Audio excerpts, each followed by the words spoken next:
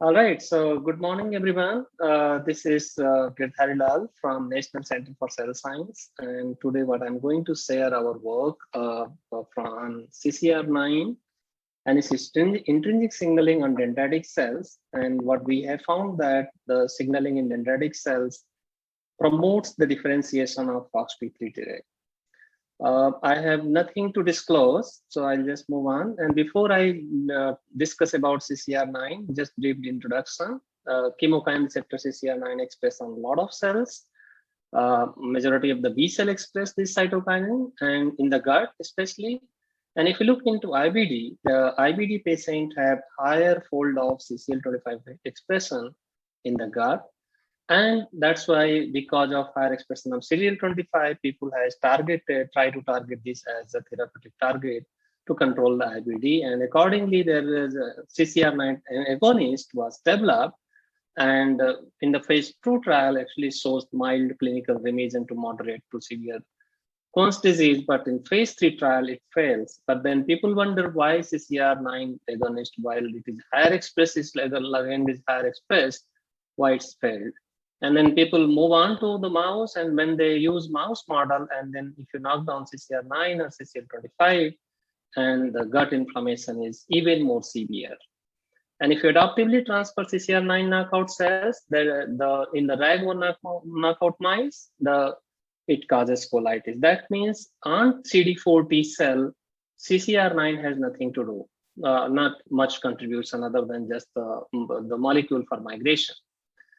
So what we try to understand that if the CCR9 and CCL25 is contributing in IBD or expressing higher, then how does it contribute in the inflammation? So other than CD4 T cells, the cells expressed is the dendritic cells. So using gut inflammation model, what we did, we took the B6 mice, gave the DSS, dextran sodium sulfate, and then if you do this, you will find there's a higher expression of CCL25 in the gut. And also dendritic cells are migrated. And you can see in the flow cytometry that there's an increased infiltration of dendritic cells in the gut-associated lymphoid tissues. And if you go zoom on to those dendritic cells and then look at what kind of dendritic cells they are, and if you look at the markers like MSC class 2, CD8T, FASL, and LAB, the lab markers. So these markers are down in the CCR9 compared to the CCR9 positive cells when they are in the DSS stimulated. So now the question is, and that defines them that they have some kind of regulatory or some kind of tolerogenic phenotype. And we also looked at different subset of the disease, which I'm not presenting here. Then we started looking at, okay, if these cells are actually having these tolerogenic phenotype, does it contribute in one of the cell types which is called regulatory T cells or inflammatory cell called TS17 cells? How does these cells contribute in the promotion of differentiation of these cell type TS17 and Treg cells? So we did in vitro culture, naive T cells, in vitro stimulated into a specific condition to either TS17 or Treg.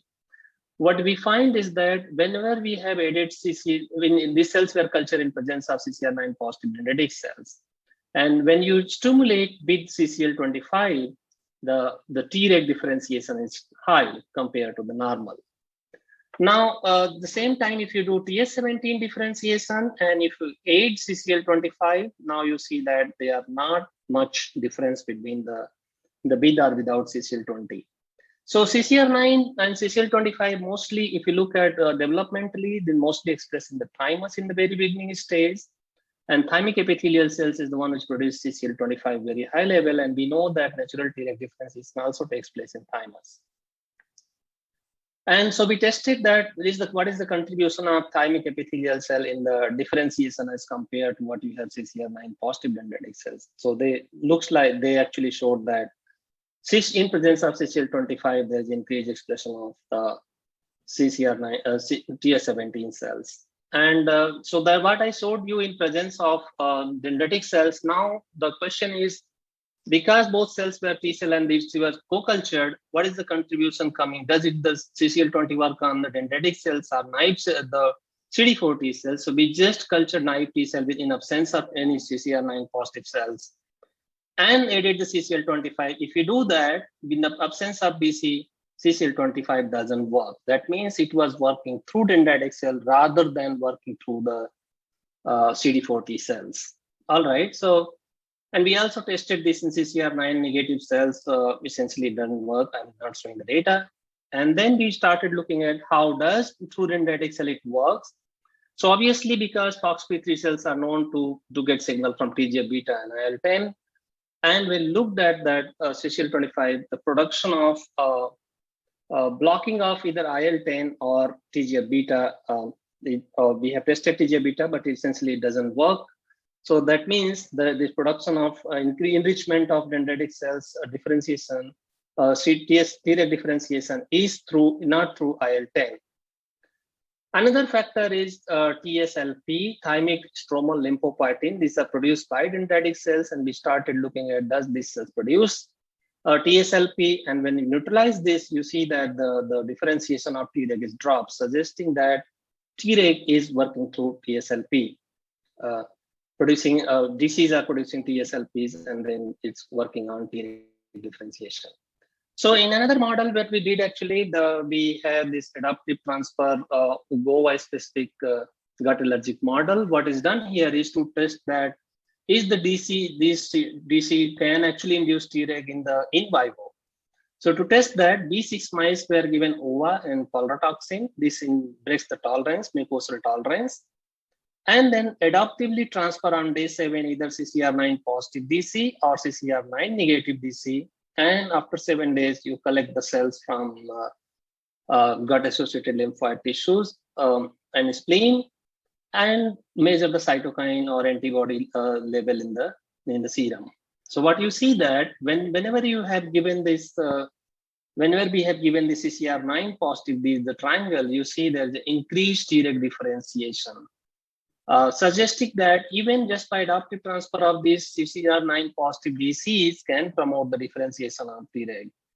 Because if you break the tolerance and then if you feed the OVA through oral route, the mice actually develop IgE response, and then we measure the IgE positive B cells.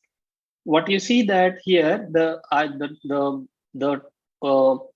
when we have given CCR9 positive DC, which is here, the IgE positive B cells are also down, suggesting that it also controls the gut allergic response driven through the IgE. And IgE specific, OVA specific IgE can also be measured, and you see that whenever we have this CCR9 positive DC, that was down regulated by the CCR9 positive DCs. To summarize these things, what I showed to you is that CCR9, CCL25 axis play an important role in especially on DCs, through DCs, and promotes the FOXP3 differentiation, which you can see here in this cartoon. And same time, it also, if you look at inhibit the TS17 cells in this process, and also what I showed to you, it actually inhibit the IgE response. So to conclude this work, what I showed to you, CCL25 through CCR9 DC promotes the differentiation of FOXP3 positive Treg, suggesting that CCR9 positive DC can be used as adaptive cellular therapy to promote gut tolerance. And this is our group. Mostly this work was done by postdoc Manisha Pathak, and also funding support from different agencies, government agencies, and different facility at our place.